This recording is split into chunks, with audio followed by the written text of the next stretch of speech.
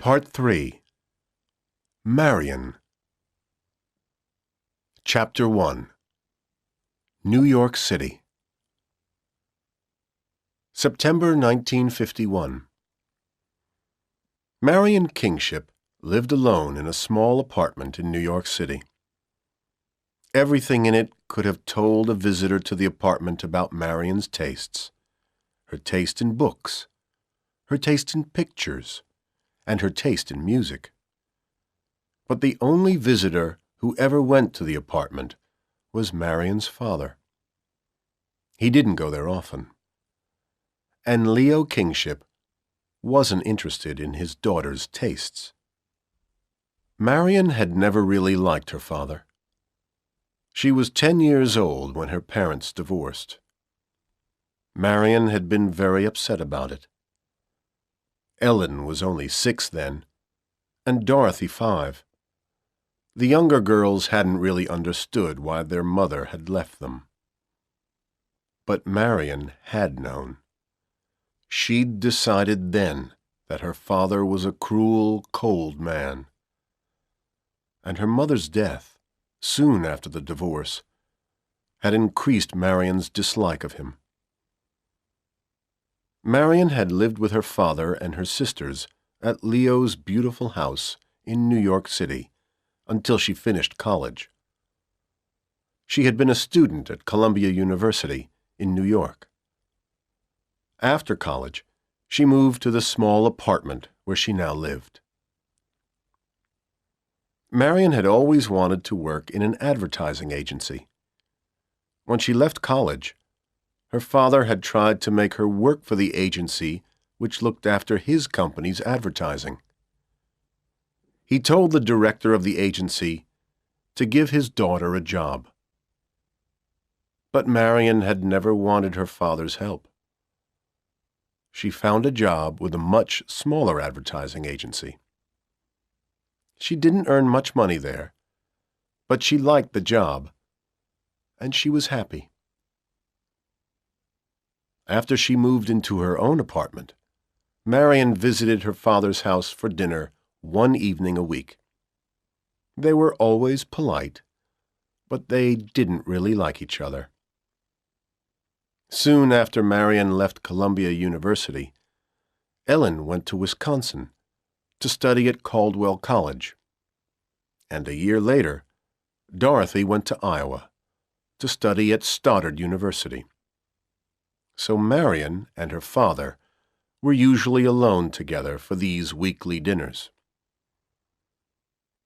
Nothing had changed between them after Dorothy's death. Leo was angry because Dorothy had been pregnant, and he was angry because she had killed herself. He had paid people to keep the news of the pregnancy out of the newspapers. Then he tried to forget about his youngest daughter.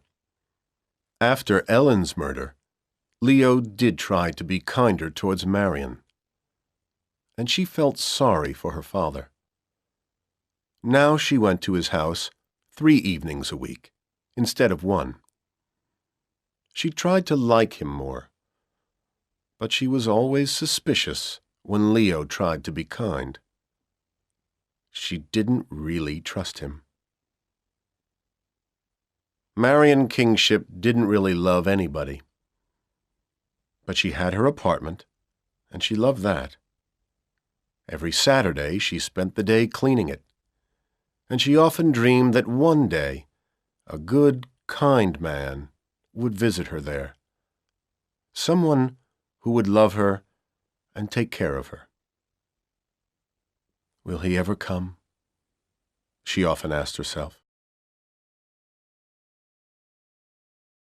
One Saturday morning in September, Marion was cleaning her apartment. She was cleaning a table, and she was looking up at her copy of Charles Demuth's painting, My Egypt, which hung on the wall above it. Demuth was her favorite painter, and My Egypt was her favorite painting. The phone rang. Marion answered it. "Hello," she said. "Hello. said a man's voice, which Marian did not recognize. "Are you Marian Kingship?" "Yes," Marian answered. "Who are you, please?" "My name's Burton Corliss. Bud Corliss," the man replied. "I knew your sister, Ellen." "Yes, Ellen told me about you, Mr. Corliss," Marian said. Marian remembered Ellen's excitement when she had spoken about this man at Christmas. "I love him so much, Marian," her sister had said. "He's so good and kind." "I'd like to meet you, Miss Kingship," Bud Corliss said gently. "I have a book which belonged to Ellen. She lent it to me a week before her death. I'd like to give it to you. May I bring it to your apartment?" Marian thought quickly. This man wanted to give her something which had belonged to her sister. That was kind of him. But she didn't want him to come to her apartment. The apartment was waiting for the special man who would visit her one day. "I'm sorry, Mr. Corliss. I have to go out soon," she lied. "Perhaps I could meet you this afternoon. I'm going shopping on Fifth Avenue. I could meet you in that area at 3 o'clock. "Good," replied the young man. "I'll wait for you by the statue outside Rockefeller Center. Then we'll have a drink together. Goodbye, Miss Kingship." "Goodbye," Marian said. She put down the phone. Marian wasn't happy about the phone call. Saturday was her special day. She didn't want to go out. She didn't really want to meet any of Ellen's friends. And she didn't want any of Ellen's books.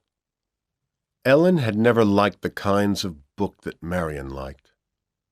Marian enjoyed books by Proust, Flaubert, and all the great 19th century novelists. Ellen had liked silly modern stories, stories that didn't have much meaning. "I won't stay with this man for long," Marian thought. Bud Corliss recognized Marian Kingship when she was 100 feet away from where he was standing. She looked like both her sisters. He took her to a bar and he bought drinks. They sat at a small table, and he gave her Ellen's book. "I read it," he said, "but I didn't like it very much. It isn't the kind of book that I enjoy. Ellen's taste in books was very different from mine. Books like this don't have much meaning, do they? I like books by Proust, Flaubert, Dickens, writers like that." Marian smiled. "I like them too," she said. "Ellen told me that you work for an advertising agency," Bud said. "Yes, that's right," Marian replied. "And you're still at Caldwell?" "No, I left college," the young man replied. "But at Christmas, you were a third-year student like Ellen, weren't you?" Marian said. "Why didn't you stay for your final year?" "Well, my father died a few years ago," Bud replied. "And my mother had to get a job. She cleaned people's houses. Now I don't want her to work any longer. So I've come to New York, and I've got a job here. Maybe I'll go back to college next year and finish my studies then." A few moments later, Marian stood up. "I have to go now, Bud," she said. "Thanks for the drink." "Won't you have another one?" Bud asked. "I have to meet somebody else now," she lied. "It's a business meeting. I mustn't be late for it. Bud watched Marion Kingship leave the bar. Very carefully, he followed her. He saw her go into an apartment building. He waited for half an hour, but she didn't come out again. A business meeting, he said to himself. No, she lives there. He started to walk towards the poor part of the city, where he rented a little room. He knew where Marion Kingship lived now. He could hide in the street near her building whenever he wanted to. He could follow her wherever she went. For months after he had killed Ellen Kingship, Bud Corliss had been angry and afraid. He'd been angry about the time he'd spent on the Kingships. First on Dorothy, then on Ellen. And he'd been afraid about his future. Was he going to be poor after everything he'd planned? He'd wanted some of Leo Kingship's money so much, and everything had gone wrong. He hadn't wanted Dorothy to get pregnant, and he'd told Ellen not to go back to Blue River. But the stupid fool wouldn't listen to him. Bud wasn't afraid of the Blue River police. He was sure that they would never connect him with the murders. He'd been very careful. When Ellen's letter arrived, he'd decided that he had to do something quickly. Ellen had almost learned the truth about him and Dorothy. From a closet in his room, he'd taken the gun that he'd had since his years in the army. Then, after dark, he'd stolen a car in Caldwell and driven it to Blue River. After he'd killed Powell and Ellen, he drove quickly back to Caldwell. He'd stopped for a moment on a bridge to throw the gun into the Mississippi River. Yes, he'd been very careful. He'd worn gloves at Dwight Powell's house. The police wouldn't find Bud's fingerprints there. And he'd left the car near the place where he'd stolen it.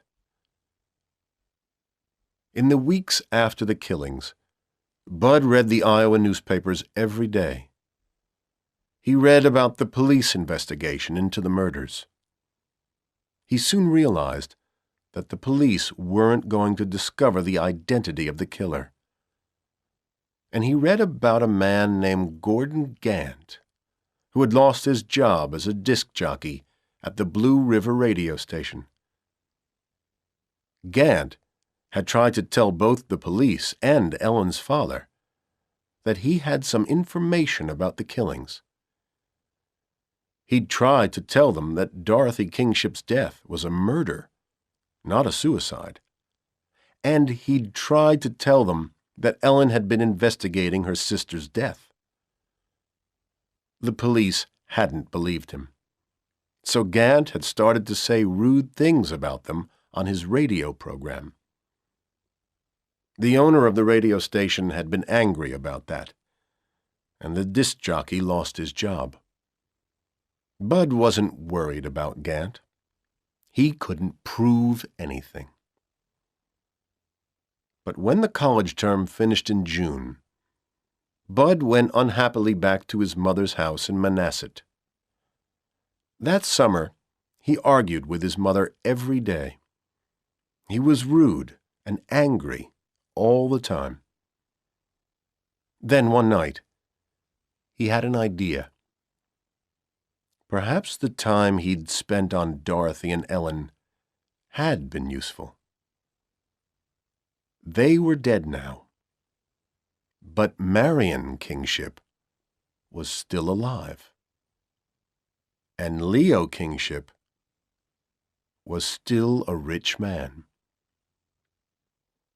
Bud knew a lot about Marion Kingship.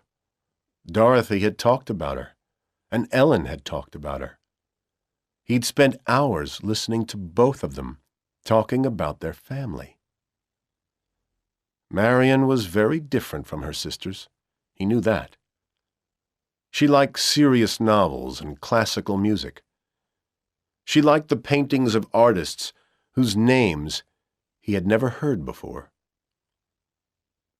Bud had taken a piece of paper and written on it all the things that he knew about Marian Kingship. Marian Kingship. She likes books. Proust, Flaubert, Dickens, etc. Plays. Bernard Shaw, Tennessee Williams. Music. Stravinsky, Bartók. Painters. Renoir, Van Gogh, Hopper. Her favorite painter is Charles Demuth. Check spelling. Is it Demeuth? Food. She likes Italian and Armenian food best. Things to do. Read books on painters. Read Proust, Shaw, and Flaubert. Find out about Italian and Armenian restaurants in New York. After he had written the list, Bud put it in the small metal strongbox where he kept his most private things. His brochures from Kingship Copper Incorporated were in it too. He locked the box and hid it in a closet in his bedroom. The next day, Bud told his mother that he was not going to return to Caldwell College in September. "I want to go to New York," he'd said. "I'll get a job there. I've had a really good idea. I can't tell you about it yet. It's a secret." His mother had smiled at him. "You always have wonderful ideas, Bud," she'd said. On the Sunday afternoon after her first meeting with Bud Corliss, Marian Kingship was sitting in one of the big, bright rooms in the New York Museum of Modern Art. She often came to the museum on Sundays. It was her favorite place in the city. She was looking at some large statues when she heard a noise behind her. "Hello again, Marian," said Bud Corliss. "I didn't expect to see you here." Bud was lying. He had expected to see Marian there. He had been waiting near her apartment building when she came out, and he had followed her to the museum. "I love this museum," Bud went on. "I often come here." This was a lie, too. Bud had been there only once before. He'd found the rooms which contained paintings by the modern artists that Marian liked most. "I come often, too," Marian said. She smiled at the young man. "I always wanted Ellen to be interested in art," Bud said. "But she never wanted to go to museums or look at paintings. Ellen was a very sweet girl, but her tastes were so different from mine. I liked her very much, but I don't think that we would have stayed together after college." He looked sad for a moment. Then he smiled. "Let's look at the paintings together," he said. "I love American paintings. My favorite artist is an American. His name is Charles Demuth. Do you know his work, Marian?" Several hours later, as the two young people left the museum together, Bud held Marion's hand for a moment. "I'd like to take you to a restaurant for dinner tonight," he said. "There's a wonderful Armenian restaurant, not far from here. Do you like Armenian food, Marion?"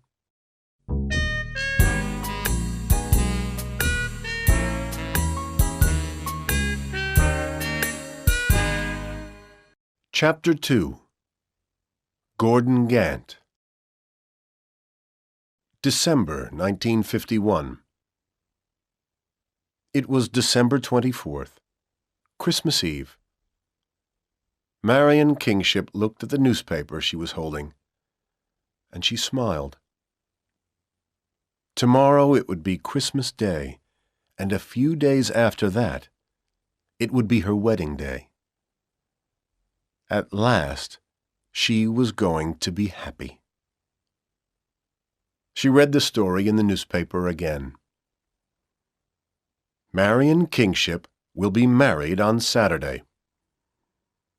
Miss Marion Kingship, the daughter of Mr. Leo Kingship, will be married on Saturday. Mr. Kingship is the owner of Kingship Copper Incorporated, one of the most successful companies in the U.S. Miss Kingship will marry Mr. Burton Corliss. Mr. Corliss was in the U.S. Army during the Second World War, and later he studied at Caldwell College, Wisconsin. He now works in the offices of Kingship Copper. Until last week, Miss Kingship worked at an advertising agency. Marion smiled again. The last few months hadn't been easy for her. At first, her father had been suspicious of Bud. "That young man doesn't love you. He loves my money," Leo said, after Marion told him about Bud. "First, he tried to get the money from Ellen. Then she was killed. So now he's trying to get it from you.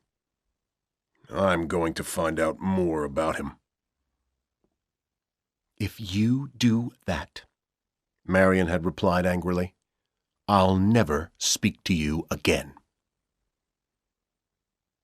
Her father understood that she would do what she had said.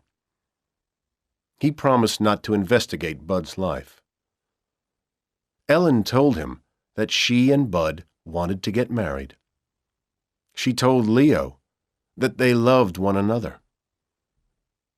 "We'll be so happy together," she'd said. "We like all the same things.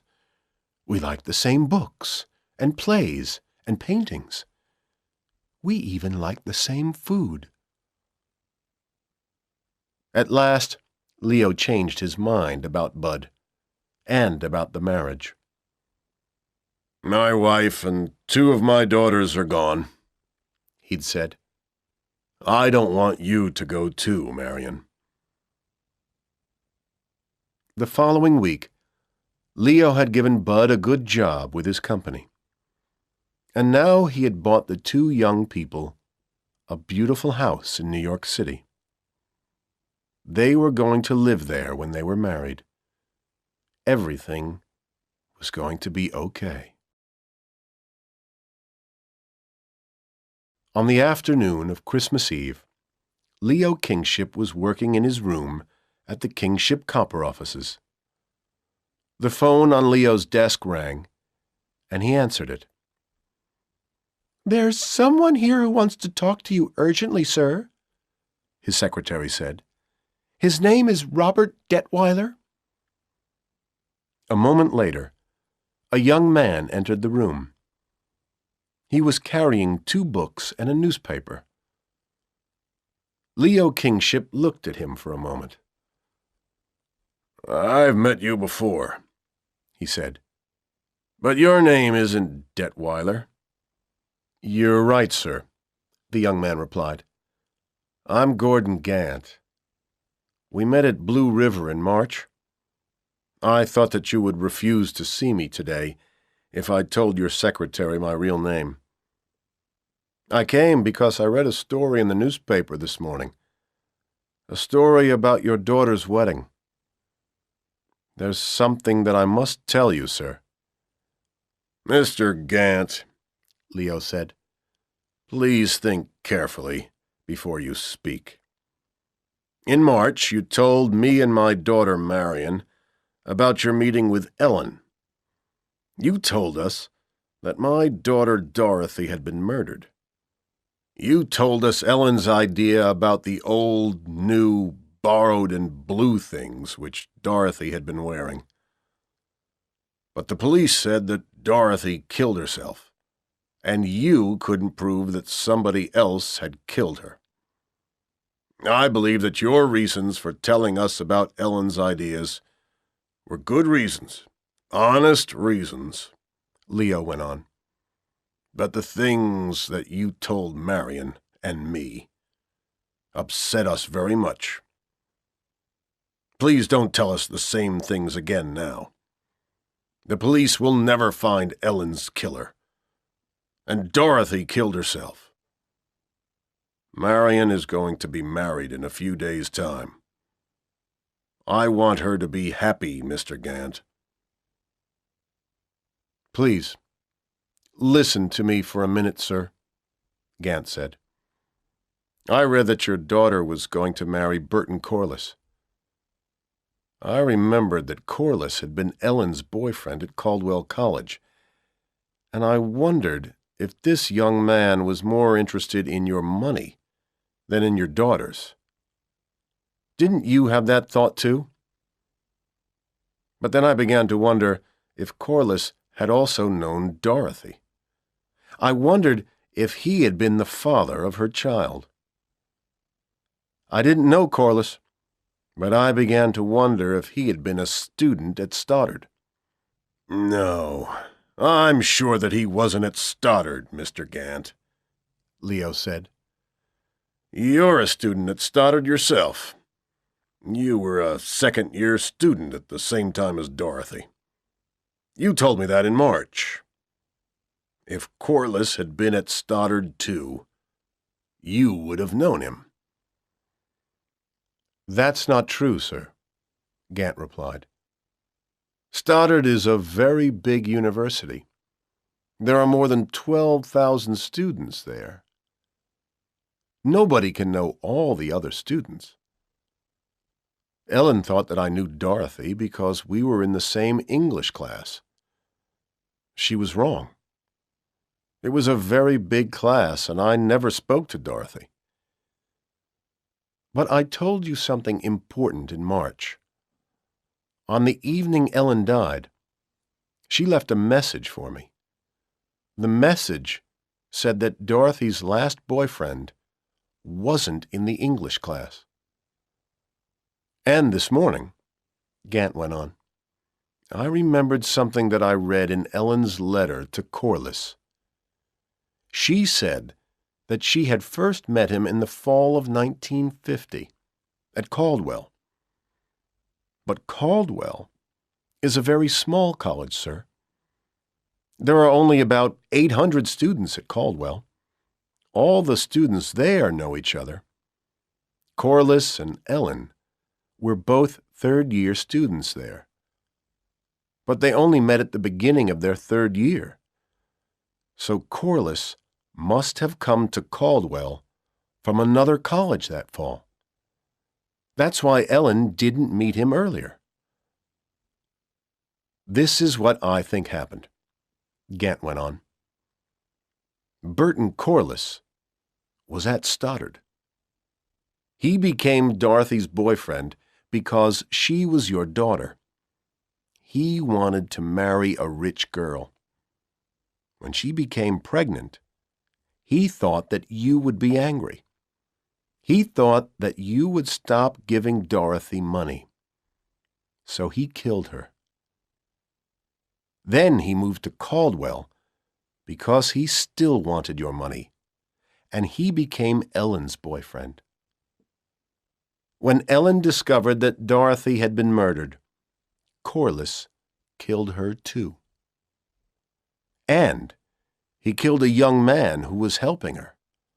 And now Corliss has come to New York. Now he'll get your money by marrying Marion." "You can't prove any of this," Leo said angrily. "Why are you telling me about it now?" "I only met Ellen for a few minutes, sir," Gant replied gently. "But I liked her very much. I believe that people should know the truth about her death. And I think that Ellen's killer should be punished. And I can prove that Corliss was a student at Stoddard," he went on. "When I remembered the words in Ellen's letter, I started to investigate."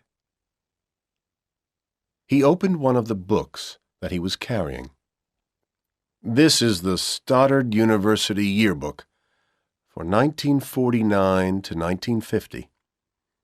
And here is a picture of Mr. Corliss and a list of his classes." He pointed at the page. "He wasn't in Dorothy's English class, but he was in her philosophy and economics classes. And they were very small classes. He must have known her." Gant opened the other book. "Corliss is in the 1948-49 yearbook, too." "Oh, God," Leo said miserably. "Why didn't Marion tell me about this?" "Perhaps she doesn't know about it," Gant replied. "The newspaper story says that Corliss was at Caldwell, but it says nothing about Stoddard. Why not? Perhaps Corliss hasn't told anybody in New York that he was ever a student there. So perhaps Marion doesn't know that he was a student there. And I think that you should tell her. I can't prove that he killed Dorothy or Ellen yet, but I can prove that he knew Dorothy before he knew Ellen. And you can tell Marion that Mr. Corliss is only interested in the kingship money." "She won't believe me, Mr. Gant," Leo replied. "She doesn't trust me. And she'll say, Bud didn't tell me that he knew Dorothy because he didn't want to upset me. There's nothing more I can do, Mr. Gant. Corliss's mother is coming to New York tonight. Marion will marry Corliss on Saturday. I can't stop it." "Then I'll have to continue my investigation," Gant said. "Goodbye, Mr. Kingship. Thank you for listening to me." He turned and left the room. That evening, Bud's mother arrived in New York. She had dinner at Leo's house. Marion was very happy to meet her. She liked Mrs. Corliss very much. "She's a sweet lady," Marion said to Bud after his mother had gone back to her hotel. "And you're a wonderful son to her." Mrs. Corliss was going to spend Christmas Day with her son and the Kingships. Then she was going to stay in the city until the wedding 4 days later. But she was going to spend the day before the wedding on her own, looking at the buildings of New York City, which she had never visited before. Leo had arranged for Bud, Marion, and himself to visit Kingship Copper's smelting works in Illinois on that day. Bud wanted to see the smelting works very much. On the evening of December 27th, Gordon Gant knocked at the door of Leo Kingship's house. "Why are you here?" Leo said nervously when he opened the door. "Marion mustn't see you here. If she thinks that I've asked someone to investigate Corliss, she'll never speak to me again." "Where is your daughter, sir?" asked Gant. "She's gone out with Corliss and his mother," Leo replied. "You can come in for a few minutes if you have something to tell me." "Listen to me, sir," Gant said when they were sitting in Leo's library. 2 days ago, I went to Manhasset. I've never broken into anyone's house before, but you told me that Mrs. Corliss would be here in New York for Christmas. So I found out her address in Manhasset, and I broke into the house. In a closet in Bud Corliss's bedroom, I found a strongbox. I broke it open, sir. And in the box, I found these. Gant gave Leo some kingship copper brochures. They were worn and dirty. They had been read many times. "And I also found this," Gant went on. He gave Leo the piece of paper on which Bud had written the list of Marion's tastes.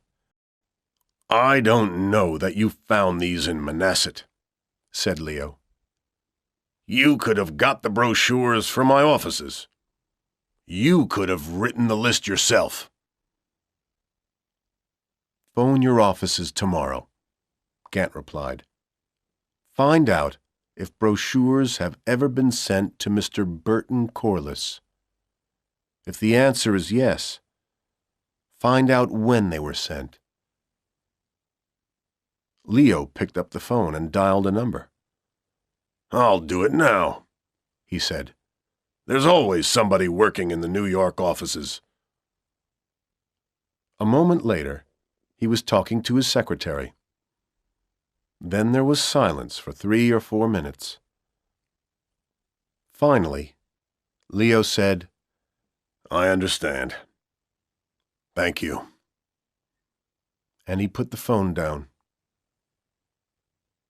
"You were right, Mr. Gant," he said. "I'm sorry that I didn't believe you.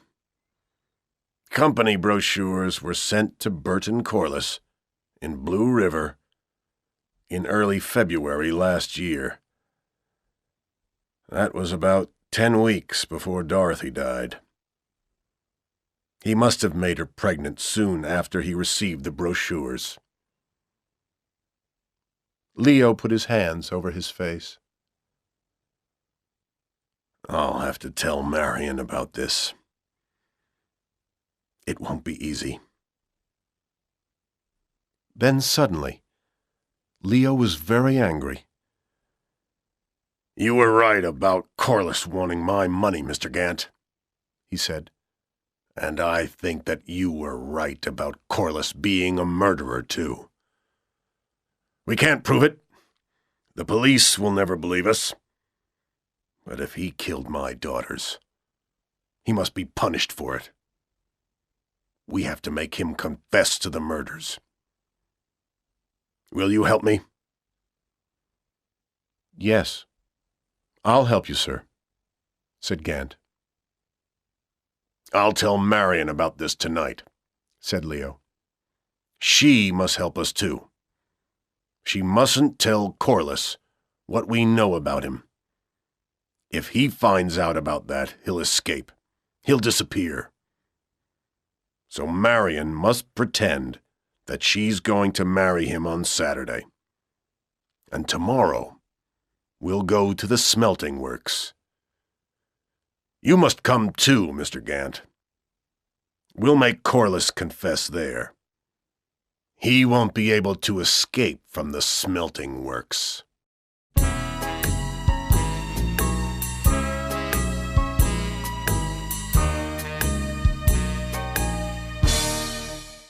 Chapter 3.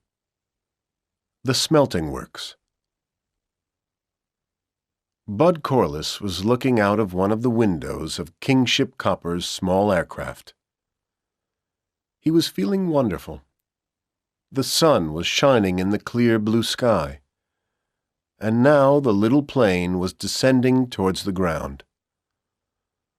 Far ahead, Bud could see the great Kingship smelting works. Huge clouds of smoke were rising from the roofs of the tall buildings. Dark railroad tracks ran across the shining white snow towards the works. It was all so beautiful. Bud felt that this was the best day of his life.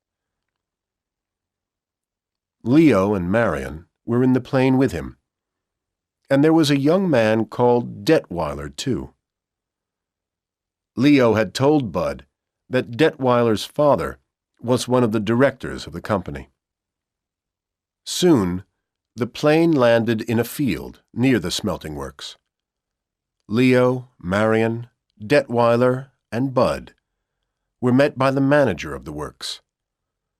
They all had lunch together in the manager's office. Then the manager took Bud and Marion into a room where there were some large photographs. The photographs showed the different processes which were used to make pure copper.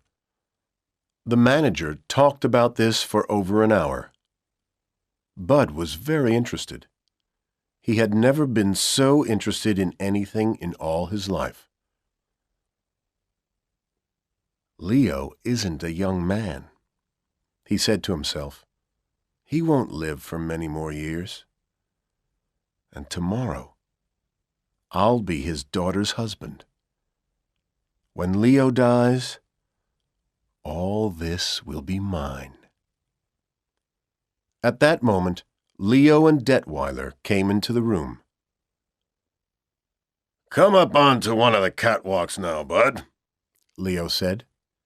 "From the catwalks, you can see all the processes below you.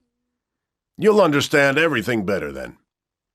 Marion will stay here."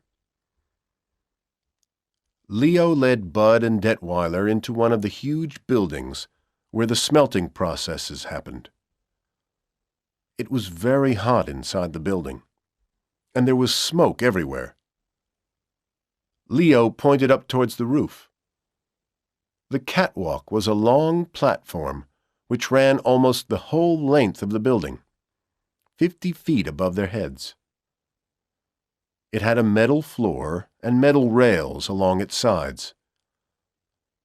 Leo began to climb a ladder which led to the catwalk. Bud and Detweiler followed him. When they reached the catwalk, Leo told Bud to walk in front of Detweiler and himself. As the three men walked along the metal floor, holding the rails, Leo explained the smelting process again. As he spoke, he pointed to huge vats of hot liquid metal on the floor far below them. He explained what was in each vat. He explained how the copper was separated from the other metals which were found with it. Bud asked lots of questions, and Leo answered them. "The catwalk ends over the last vat," Leo said. "The copper in that vat is pure." A moment later, they reached the end of the catwalk. Bud looked down. Far below him, he saw the huge vat of pure liquid copper. Terrible heat and green smoke were rising from the liquid metal. There was no rail at the end of the catwalk, only an iron chain. "Do you have any more questions, Bud?" Leo asked. Bud turned towards the two other men. "No," he replied. Suddenly, he wondered why Leo and Detweiler were looking so cold and angry. "Then I have a question for you," said Leo. "How did you make Dorothy write that suicide note?" For a moment, Bud couldn't speak. They knew. But what did they know? And how did they know it? "I don't understand you, Leo," he said. "I never knew Dorothy. I never met her. I knew Ellen. You know that. But Dorothy was dead when I met Ellen." "We don't believe you, Corliss," Gant said. "We know that you were a student at Stoddard. We know that you were in 2 of Dorothy's classes. And we know that you killed her." "Who are you, Detweiler?" Bud said. "Why are you here?" "I'm here because I knew Ellen," Gant replied. "And my name's not Detweiler. It's Gant. Gordon Gant. I met Ellen the day before you killed her. I liked her very much." "Leo, please help me," said Bud. "What is this man talking about? First, he said that I knew Dorothy. Then he said that I killed Ellen. Is he crazy?" "Listen to him, Bud," Leo replied. "I went to Manhasset 2 days ago," said Gant. "I found your strongbox. I opened it, and I found the brochures. And I found the list too, Corliss." Bud thought quickly. He turned towards Leo Kingship. "Okay, Leo. Okay, he said. "I did know Dorothy. I knew her. But I didn't kill her. I've never killed anybody. I confess that I wanted your money. That's why I sent for the brochures. That's why I moved to Caldwell. That's why I moved to New York. Marion won't marry me. I realize that. So I want to leave this place now. I'm going to take my mother back to Manhasset tomorrow." "Turn round, Corliss," Leo said. "Put your hand on the chain." "Are you crazy too, Leo?" Bud said angrily. But he turned round and put his hand on the iron chain at the end of the catwalk. As he touched it, the chain broke into 2 pieces. Now there was nothing to stop anyone falling. "No, I'm not crazy," Leo said. His voice was cold and hard. "And you aren't the only person who can plan a murder, Corliss. We cut the chain while you were talking to the manager. I don't want to kill you. I want to take you to the police. I want you to tell them what you did. But if you don't confess now that you killed Dorothy and Ellen, we'll push you into the vat of liquid copper. It's very, very hot. You won't live for long, but your last moment will be very painful. Now tell us how you made Dorothy write that note." Suddenly, Bud was very afraid. These people really wanted to kill him. He had killed people himself when he was in the army, and he had killed 3 people in Blue River. It had been easy to kill them because he hadn't cared about them. But everybody had always cared about him. Why didn't these people care about him? Leo stepped towards him, and at the same moment, Bud saw Marion climbing onto the catwalk too. She started to walk towards her father. "If I confess," Bud thought, "they'll take me to the police." But perhaps I can escape when we're out of this building. If I don't confess, they'll kill me now. Okay. I did kill Dorothy, he said. The note was a translation from a Spanish book. I asked her to write it. I killed her. And I killed Ellen, too. He was very afraid, and suddenly he could think only of his fear. It was Ellen's fault, he shouted. I told her not to go to Blue River. I had to kill her. And I didn't want Dorothy to get pregnant. Everything was their fault. Women are so stupid. At that moment, Marion pushed past her father and moved towards Bud. The frightened young man turned away from her, and his foot slipped on the metal floor. He started to fall from the end of the catwalk. As he fell towards the terrible vat of liquid copper, he heard a scream. It reminded him of Dorothy's scream as she fell into the air shaft. It reminded him of Ellen's scream before his third bullet killed her. And he realized that the scream was coming from his own mouth.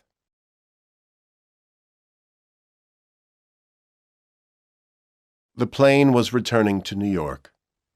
Marion was crying quietly. We weren't really going to kill him, Marion, Gordon Gant said.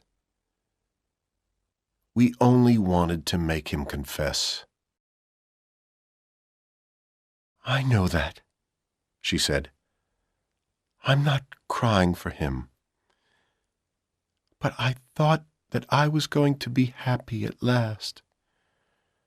You don't understand. You can't understand. She put her hands over her face.